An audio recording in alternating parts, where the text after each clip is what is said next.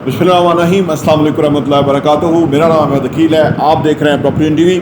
Real estate का business सीखना चाहते हैं, आपने हमसे रब्ता किया बहुत सारे लोगों ने और उनकी बड़ी अच्छी फीडबैक आई कि वो चाहते हैं कि काम सीखें, काम में आगे जाएं।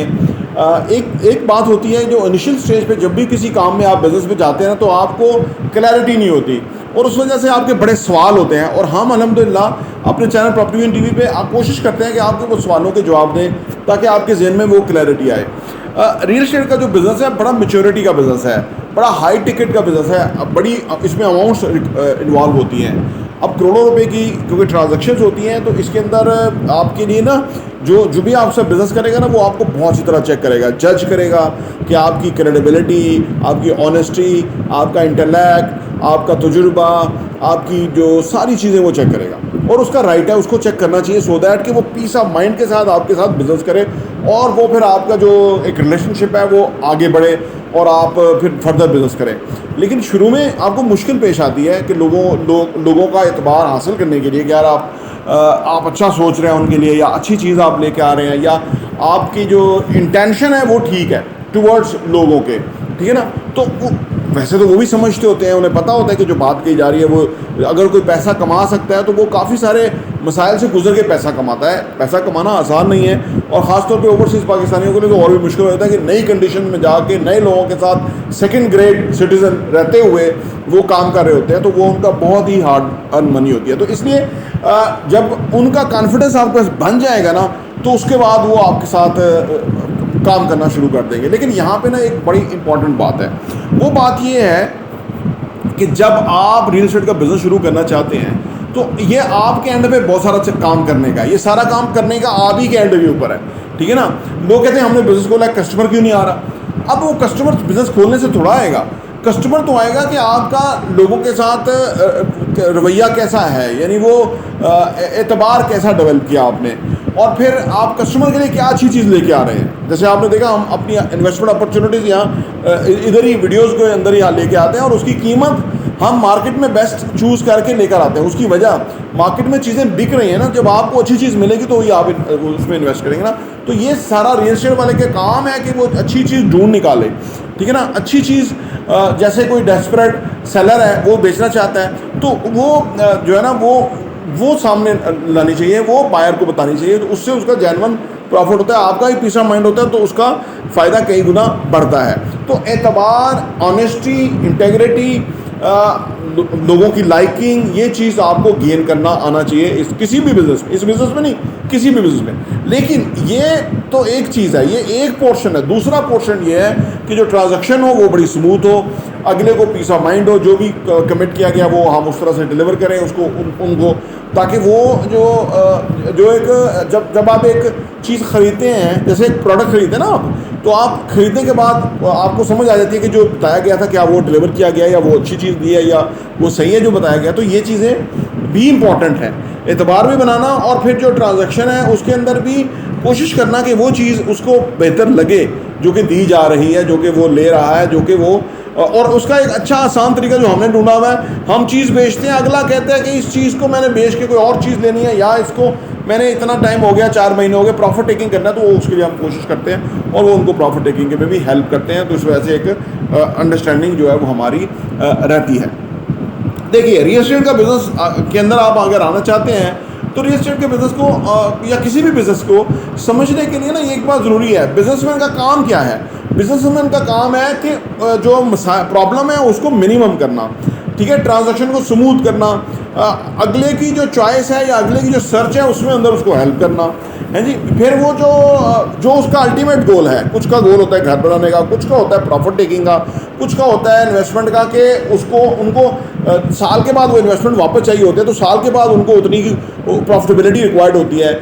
इस तरह की जो है ना उनके अपने जो है ना वो ऑब्जेक्टिव्स और टारगेट्स होते हैं। तो ये हमें पता होना चाहिए कि अगले का टारगेट और ऑब्जेक्टिव क्या है, ताकि हम उसके लिए वो चीज़ तलाश कर सकें जो वो तलाश करता है, या जो वो उसका ऑब्जेक्टिव है, या जो वो ढूंढ रहा है। अच्छा, मेरा ये बिलीव है बड़ा पक्का कि रियल एस्टेट के बिज़नेस में लोगों का एतबार अगर हम मेंटेन करने में कामयाब हो गए, या गेन करने या विन करने में कामयाब हो गए, तो पाकिस्तान में बहुत पैसा आएगा, क्योंकि बाहर बहुत पैसा ओवरसीज के पास और वो पैसा भेजना चाहते हैं। लेकिन मसला हमारे एंड पे है, हमारे एंड पे अगर उनको हम सही गाइड करेंगे, सही डायरेक्शन में, फेयरनेस के साथ, तो वो काम बहुत ज़्यादा चलेगा। तो लिहाजा सारा काम फिर आप ये कहेंगे कि सारा काम तो हमारे एंड पे ही है, और डेफिनेटली किसी भी बिजनेस में अगर आप जो आप प्रोडक्ट दे रहे हैं या सर्विस दे रहे हैं तो सारा काम आपके एंड पे ही है। अगला तो सिर्फ कस्टमर है, और वो तो जब आपके साथ कुछ भी खरीदेगा या कुछ भी इन्वेस्टमेंट करेगा तो वो एक अच्छी एक्सपेक्टेशन के साथ करेगा, और वो जो एक्सपेक्टेशन वो चाह रहा है वो किसी भी तरह उसकी एक्सपेक्टेशन से ज़्यादा ही होनी चाहिए, कम नहीं होनी चाहिए।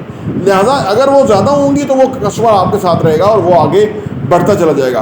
देखिए रियल एस्टेट जो है ना वो बिज़नेस है बेसिकली लोगों का, और लोगों का भी नहीं, लोगों का भी यानी वैसे नहीं, लोगों का पैसे का जो है ना वो आपके साथ एक तल्लक बनता है कि वो पैसा इन्वेस्ट करते हैं, और वो अपने डियर वन के साथ भी वो चीज़ें शेयर नहीं करते जो आपके साथ करते हैं। इसकी वजह कि वो जो है ना वो एतमाद करते हैं इतना ज़्यादा कि आप उनकी प्राइवेसी रखेंगे, आप उनकी टेक केयर करेंगे, आप उनके जो बेनिफिट है उसको जो सिक्योर करेंगे, आप जो है वो उनके लिए उनसे बेहतर सोच सकेंगे। तो कितना सारा काम है।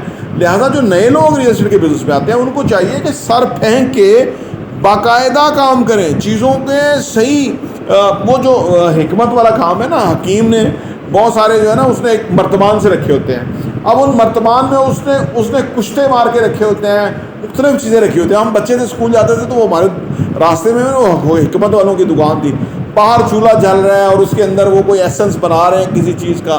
तो ये देखो वो हिकमत का काम है। हमारा काम कि हमारी सारी वर्किंग होनी चाहिए फिंगर टिप्स के ऊपर, सो दैट कि अगला बंदे को पता हो कि यार इन्होंने जो है वो कुश्ते मारे हुए हैं, इन्होंने एफर्ट की हुई है, इन्होंने ये टेक केयर करते, ये रिस्पॉन्सिबिलिटी लेते हैं। हम रिस्पॉन्सिबिलिटी लेते हैं, कोई रिस्पॉन्सिबिलिटी नहीं लेता, लेकिन रियल एस्टेट वाला बंदा रिस्पॉन्सिबिलिटी लेता है कि वो जो पैसा लगवा रहा है या जो पैसा जा रहा है उनका वो सही डायरेक्शन के अंदर जाएगा।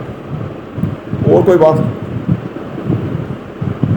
कितने मिनट हो गई हैं? और कोई बात? हाँ, तो ये चीज़ें ज़रूरी हैं। अच्छा, रियल एस्टेट के बिजनेस में ना सबसे बड़ी खराबी, सबसे बड़ा ऐब, सबसे बड़ा प्रॉब्लम रियल एस्टेट के प्रोफेशनल्स का लालच है। अपने लालच को मिनिमम रखें। लालच इंसान के अंदर इनबिल्ट एक चीज़ है, हसद, लालच, गुस्सा, प्यार, मोहब्बत, ये सब जज्बात हैं। लेकिन जब आप कारोबार में हैं तो फिर लालच को एक तरफ रखें। जैसे कि डॉक्टर ऑपरेशन करने के लिए जाता है ना, तो वो ये वाले कपड़े नहीं पहनता, वो एक और कपड़े पहनता है। उसकी वजह उसने किसी को दिखाना नहीं होता कि मैं कैसे लग रहा हूँ। उसका मतलब कि जब वो ऑपरेशन कर रहा होगा तो कोई चीज़ डिस्टर्ब नहीं होनी चाहिए। ये नहीं, आप देखो ना, प्रोफेशनल अप्रोच होनी चाहिए। ये नहीं कि कैंची अंदर छोड़ दे, ये नहीं कि तौलिया टावल अंदर ही रह जाए और ऑपरेशन वो लगा के आ जाए बाद में, ऐसा भी हुआ है ना।